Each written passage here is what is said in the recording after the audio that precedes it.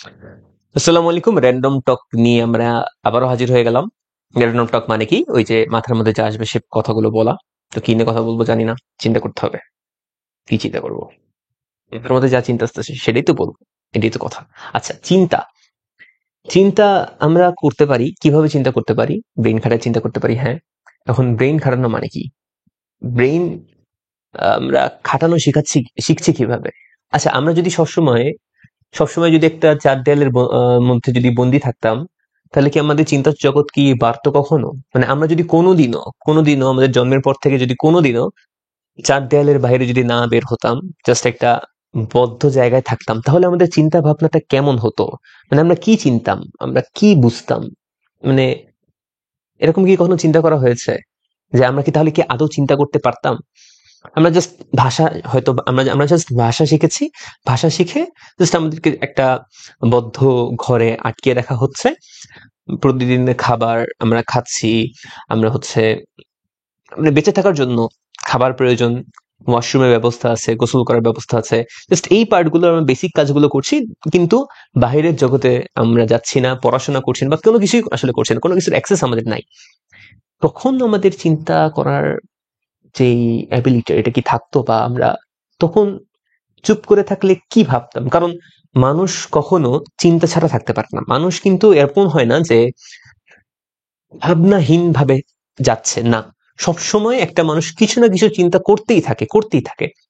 তো সেই কেসে আমরা কি চিন্তা করতাম? এটা একটা চিন্তা আসলো র্যান্ডমলি, হুট করে, সেটা বললাম। পিছনে যেটা আঁকা আছে, এটা আমার ছোট বোন এঁকেছে। ক্লাস 8-এ পড়ে ও। খুব ভালো আর্ট করে। ছোটবেলায় একদম আঁকতে পারতো না, একদম। যদি বলি, আঁকার প্রতি তার অনীহা ছিল, একদম ছোটবেলার কথা বলছি, ক্লাস 1-2 এর ক্ষেত্রে। 1-2 তে থাকাকালীন আমি ওকে হাতে ধরে জোর করে কাইন্ড অফ অনেক সময় আঁকানো শিখাইছিলাম। আঁকতে পারো না মানে, দৃশ্যগুলো খুবই কেমন জানি আঁকতো, অত ভালো আঁকতো না। তো আমি শিখাইছিলাম। এখন অনেক দেখাই যাচ্ছে, দেখেই বোঝা যায় যে অনেক সুন্দর আঁকতে পারে, অনেক ভালো আঁকতে পারে। কিন্তু কাহিনী হচ্ছে যে, ওর ব্যাপারে যদি আমরা যদি বলি বা যদি চিন্তা করি, প্রথমে কিন্তু ছোটবেলায় ওর আঁকা ভালো লাগে নাই, কিন্তু আস্তে আস্তে ওর কিন্তু আঁকা ভালো লাগা শুরু হয়ে গেছে। এন্ড ও কিন্তু ভুলেও গেছে যে ওর ছোটবেলায় ওর আঁকা ভালো লাগতো না। তো এই ব্যাপারটা কিন্তু ভালো যে আমাদের যদি বর্তমানে কোনো জিনিস খারাপ লাগে, সেটা যে আমরা সামনেও যে খারাপ লাগবে এরকম না। যেটা খারাপ লাগছে, সেটা যদি আমরা আহ না চেষ্টা করে, ছেড়ে দিয়ে যদি অন্য কিছু করার চেষ্টা করি, মানে একটা সার্টেন অ্যামাউন্ট অফ টাইম যদি না দেই কোন একটা কিছুর পিছনে, তখন আমরা না নিজেরা বুঝতে পারবো না অ্যাকচুয়ালি ওই কাজটা করে আমাদের ভালো লাগতো নাকি লাগতো না। ঠিক আছে? প্রথম প্রথম সবকিছুই একটু প্যারাদায়ক লাগে, প্রথম প্রথম ফেজটাতে।